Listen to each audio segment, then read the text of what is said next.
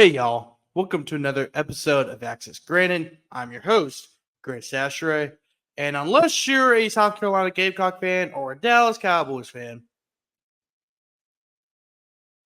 last week it was a great weekend. Oh my God. LSU surviving in Columbia, trying to give everybody in Louisiana a heart attack. They're trying to send as many people to auction as possible. The auction must be paying Brian Kelly to give everybody a heart attack because, my God, I don't think LSU fans can take it anymore. But the Saints, I don't know what's happening with the Saints. I guess you could say it's Clint Kubiak, which is the obvious answer. I have no idea, but I don't care. They're winning. They're killing everybody. They're putting 40 burgers on NFL teams, bro. I'll take that any Sunday of the week, bro. I don't care. Oh my God. It's been an awesome weekend for everyone down here in Louisiana.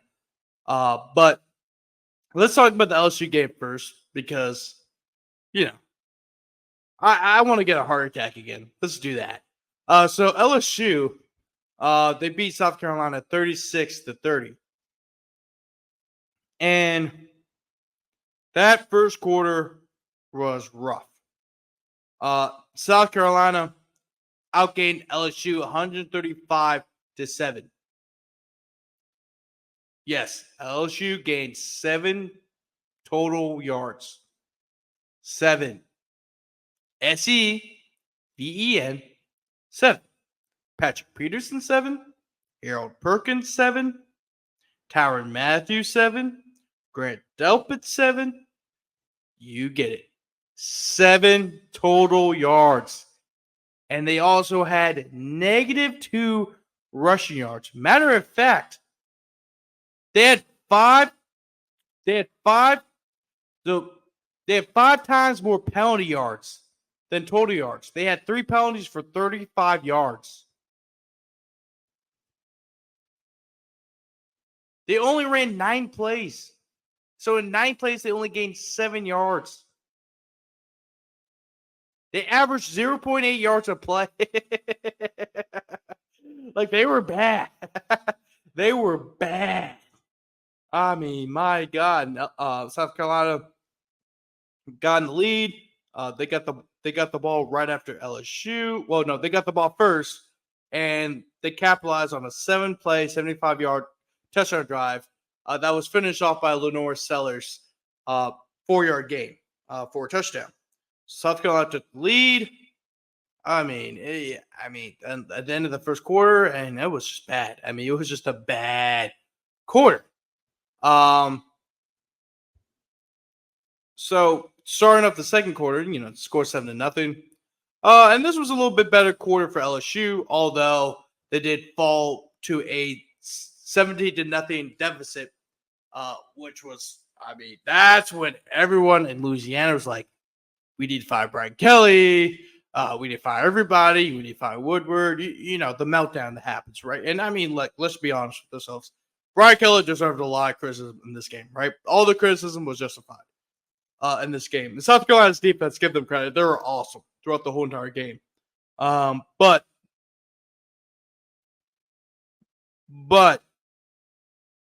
no one expected a player from Duncanville, Texas, although he was one of the top running backs in the state of Texas and really the country, no one expected him to be the savior for LSU. So Caden Durham, on his very first carry, I repeat, his very first carry of the game was a 26-yard touchdown. Yes. LSU got a rushing touchdown. And from then on, he just did his thing. And that really propelled LSU's offense because they weren't as one-dimensional after that. LSU actually outgained South Carolina 162 to 130 yards, although South Carolina was able to take a 24-16 lead, 24-16 lead into going into halftime. Right after Caden Durham's 26, well, Caden Durham had a 26-yard touchdown run. Then Damian Ramos kicked a 20-yard field goal. You think, okay, we're 17-10. Okay, we're gonna be fine. All we gotta do is stop on this drive, get the ball back, and score up until Lenore Sellers scored on a 75-yard rush up the middle on the first play of the drive to make it 24-10. I mean, it was a complete busted play on the defense. I mean, it was just bad defense in general. Like, that should never happen. Lenore Sellers is a hell of an athlete, right? And that was kind of Brian Kelly's main worry was about his athleticism, because he's a big boy. I think he's like 6'3", 6'4", like 220. He's almost like KJ Jefferson, if you want to make a comparison. And and he did, and he ran up the middle, 75 yards, untouched. I mean, it was just a bad play in LSU's defense. But LSU responds. They put up a six-play, 75-yard touchdown drive that was finished off by a 12-yard pass thrown by Gary Nussmeier to Kyron Lacey to make the score 24-16, and that score remained the same through halftime. Third quarter, it's a little bit better for LSU. They're able to get the lead. Caden Durham put LSU in the striking distance to make the score 24-22. Caden Durham scored a 9-yard rush. That was the second touchdown of the game. And then Mason Taylor got a 2-yard touchdown catch to give LSU the lead with 5:03. He actually gave them the lead at the beginning of the fourth quarter, a 29-24 lead at the beginning of the fourth quarter to make the score 29-4.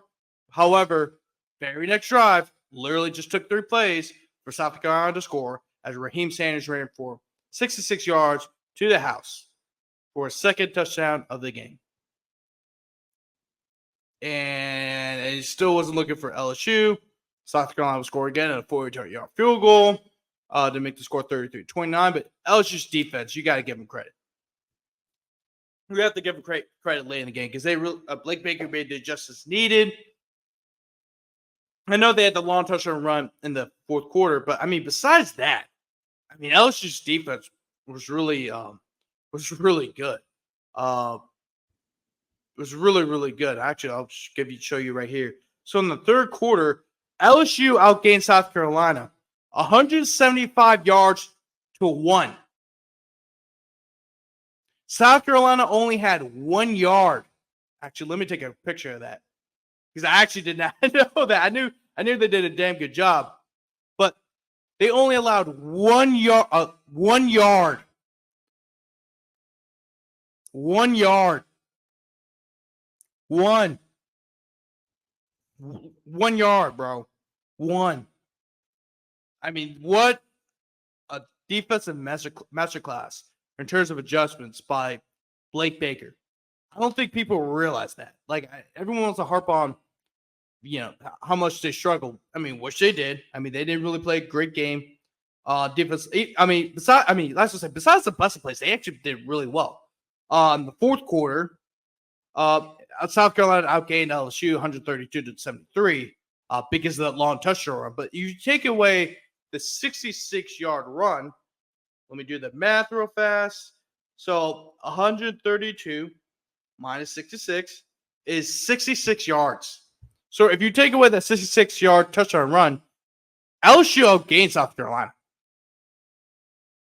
So, that was a great defensive game plan for the second half by Blake Baker.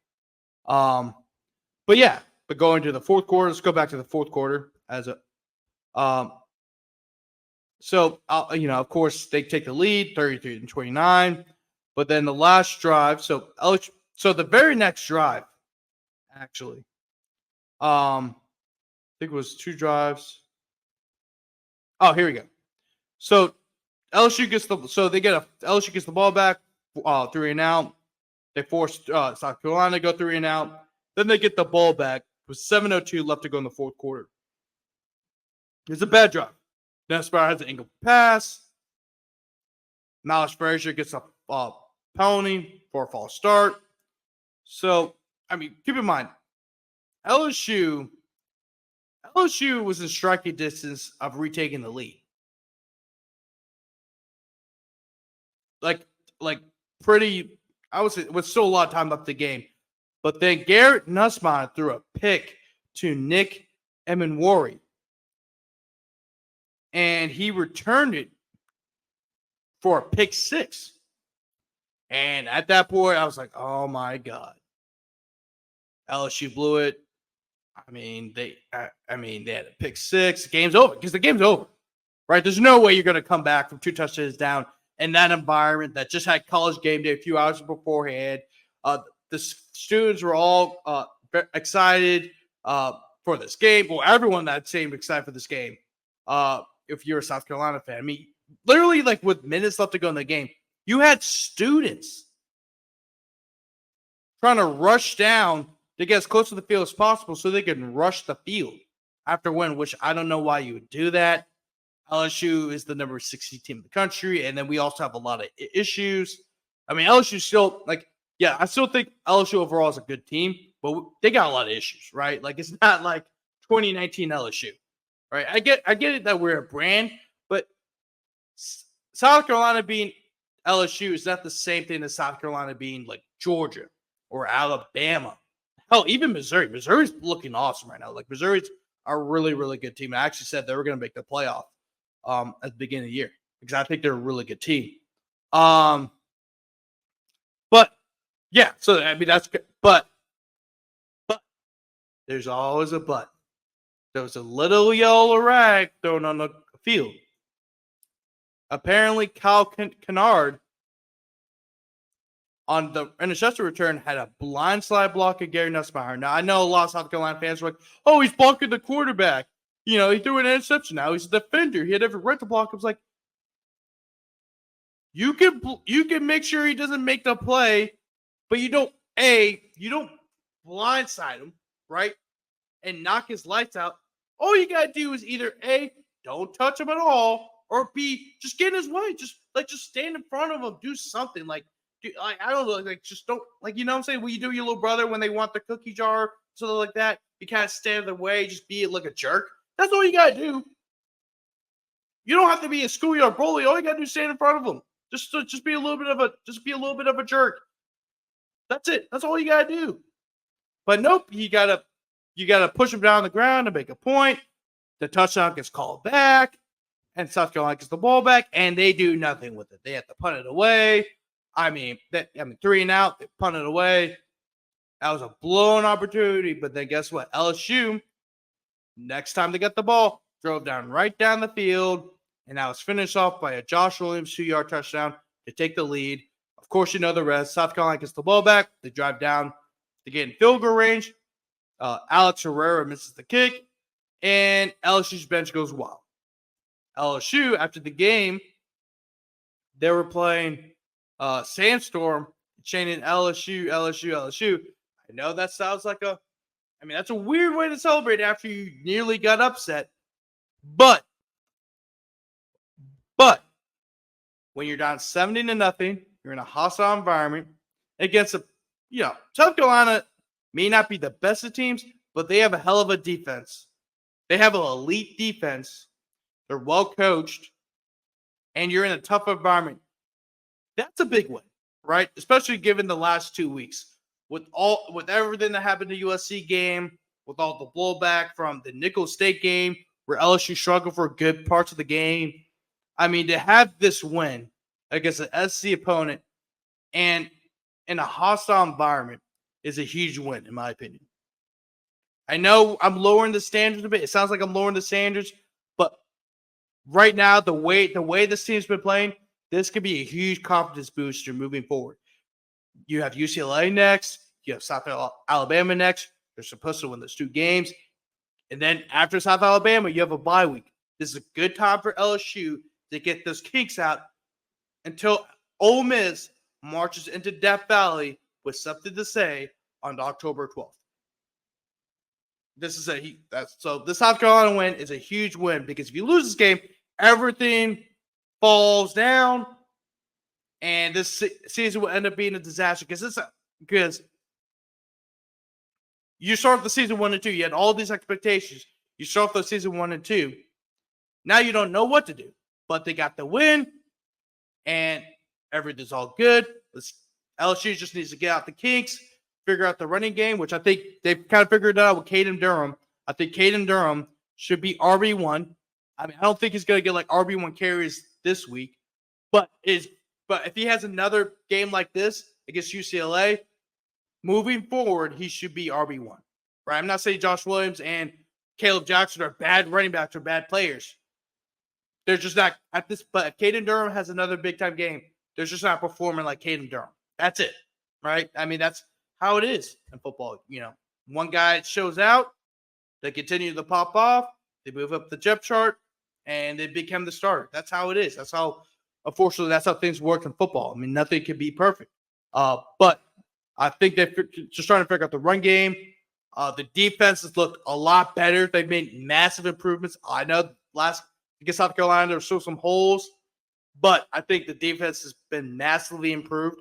I mean, look, they only allowed South Carolina to get 1 yard in the third quarter, right? So I know that people kind of criticizing Brian Kelly, which, I mean, to be fair, it's all valid, right? Brian Kelly, I mean, at times I thought this team has been unprepared the last 3 games, but you know, they figured it out.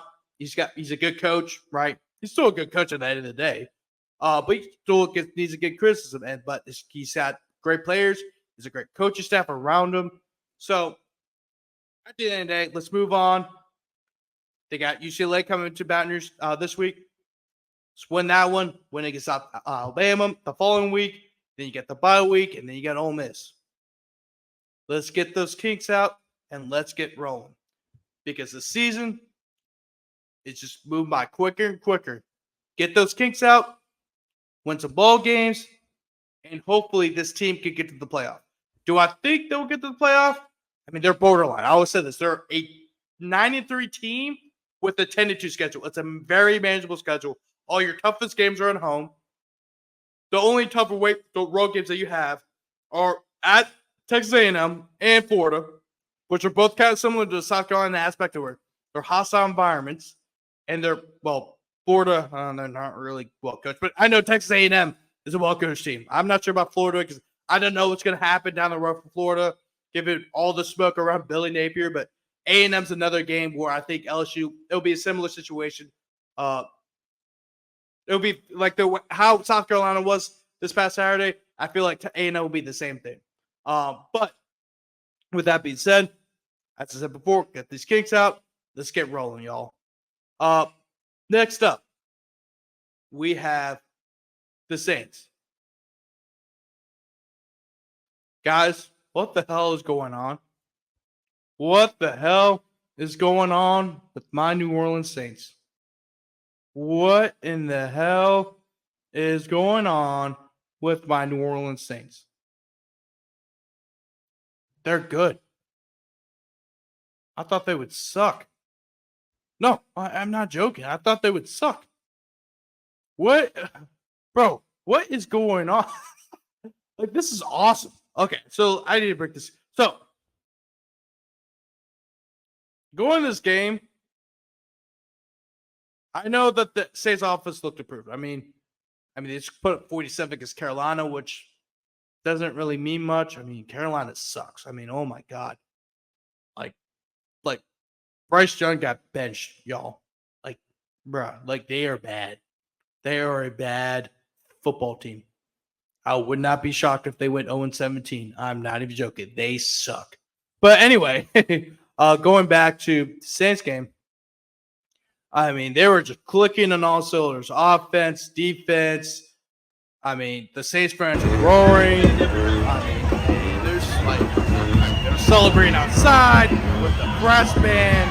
I mean, you can hear that chant going throughout the stadium. I mean, like, I was so good. So, start the game. Saints get the ball first. They had the ball. The ball. It was a quick drive too. 7 plays, 80 yards. and it was finished off by Alvin Kamara 5-yard run.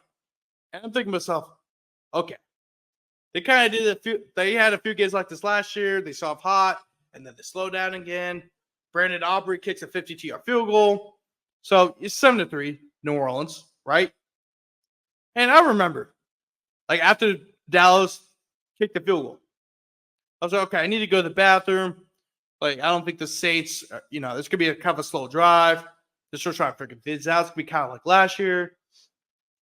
I don't expect the Saints to score really quickly.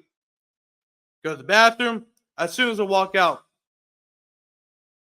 the Saints players are celebrating with Rashid Shaheed in the end zone.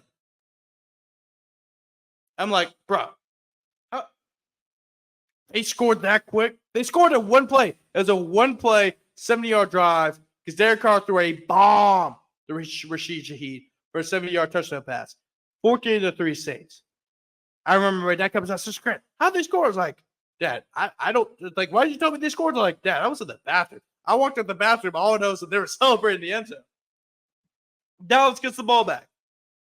Saints defense forces them in a field goal, 38-yard field goal. Okay. Next thing I know, okay, I'm sitting on the couch. I'm looking at my phone. I think I was looking at Twitter, stuff about I was retweeting Saints stuff. And next thing I know, I just look up. Alvin Kamara is just jogging across the field. He's never running full speed. It's like vintage 2019, 2020 Alvin Kamara. He's just jogging, just like looking for holes to run through all throughout the field, and he goes to the end zone for a 57-yard touchdown pass. And my dad's like, Grant, what happened? How'd they score again? I was like, Alvin Kamara scored a 57-yard screen pass. Because, like, bro, they were killing him. Like, I haven't seen this since Sean Payton and Drew Brees were on the sidelines or in the building or in the dome and out on Airline Drive. Like that's how long it's been since we saw, like, crisp, smooth, well planned out Saints scoring drives. It's been a while. And then the Cowboys in the very next drive, they're scoring a 65-yard touchdown pass. CeeDee Lamb caught the ball from Dak Prescott. Tyrann Mathieu should have made the play. He breaks a tackle, goes and then he just goes down the sidelines for a 65-yard touchdown pass. But the Saints respond very quickly. 11-play, 7-yard drive. That was finished off by Alvin Kamara, 12-yard run. I mean, so I would tell you this. The Saints offensive line was working. They were putting their work in, bro. I mean, the Dallas is a really good front seven, and they couldn't do crap. And that's pretty incredible given how down everybody was on the Saints offensive line because we a lot of people thought they were one of the worst in the NFL. Actually, a lot of people thought that was the weakest point on the Saints team. And even I did so. Everyone did, right? Because that's why they didn't go draft an offensive lineman. Ryan Ramczyk, this career might be done. They had to move Trevor Penny to right tackle. They put Taluis Fuaga at left tackle. But it's worked. Trevor Penny looks like a completely different player. Fuaga, it seems like that was a great pick. One of the better picks the Saints have had in a while. Cesar Ruiz, who was probably considered one of the worst picks that Mickey Loomis ever drafted, and ended up actually had a really good game yesterday. It was just a great, well called game. Execution from top to bottom. But anyway, the Saints get the ball again. They force a quick 3-and-out. Well, actually, no. They forced a turnover, I believe. They get the ball back. Derek Carr finishes off a 3-play, 20-yard drive. Actually, yeah, they did get a pick. Hold on, let me go back. Let me double check that. It's the end of the second quarter. So that was, let me see. Yeah, here it is. Yeah, it was a pick. Yeah, it's a pick. So Dak Prescott threw a pick. Threw a pick to Paul Debo. He intercepted the New Orleans 33-yard line, and they returned it 47 yards. I really thought he was about to score. He was moving around the field, he was shifting left and right. It looked like he was about to score in the end zone, but luckily for the Cowboys, or unfortunately for the Saints, he got tripped up. Saints get the ball 3 plays later. Derek Carr sneaks it in for a 1-yard touchdown drive. Then he does a Michael Jackson celebration, grabbing his nutsack, which is, I don't care. As long as if he scores a touchdown, I don't care what he does, bro. But it's a completely different Derek Carr than the ones I've been seeing where he's up on the booth preaching about Jesus and God and everything. Like it was a sharp contrast to what I've seen from Derek Carr. Like it really was. But the Saints didn't really do anything in the second half. They did get an interception, and they did score again. And they only scored 10 points throughout the second half. But I mean, what the hell is going on, guys? I mean, I did not see this coming. I don't think anybody did. I mean, Clint Kubiak might be the best hire, the best coaching hire since Mickey Loomis hired Sean Payton. Like, I'm not even joking. Like, the Saints offense this year compared to last year is literally night and day. It is so different. And a lot of credit has to go to Clint Kubiak and how he's transformed the Saints offense that a lot of people thought was going to be one of the worst in the NFL, right? I mean, it was a given. Like I'm still in shock about what happened to Sunday. Like, I can't explain it. And this week, they welcome the Eagles. And if they win versus the Eagles, I mean, who knows what the Saints team can do? This is a very good Saints team. I'm very excited as we continue along with this football season in the NFL. Oh my God. Like, this is awesome. This is awesome. Like, I once again, I did not see this coming. I don't think anybody did. And I'm repeating this over and over again. But my God. I mean, the vibe in this city has completely changed since last year. I mean, people are very excited about the Saints. And I wasn't beforehand. I think people were interested to see what the Saints team could do. I think a lot more people were excited to see Dennis Allen get fired than for, people just want to see Dennis Allen get fired. Like, nobody really had any expectations for the Saints team. But now you start off the season 2-0 and you do it in impressive fashion. I think people are really excited to see how the Saints team finishes up the season. Because if they win against the Eagles next week, a lot of people are thinking Super Bowl. And now that's really early to say that. But, I mean, who's going to stop this offense if they keep doing this? I mean, seriously.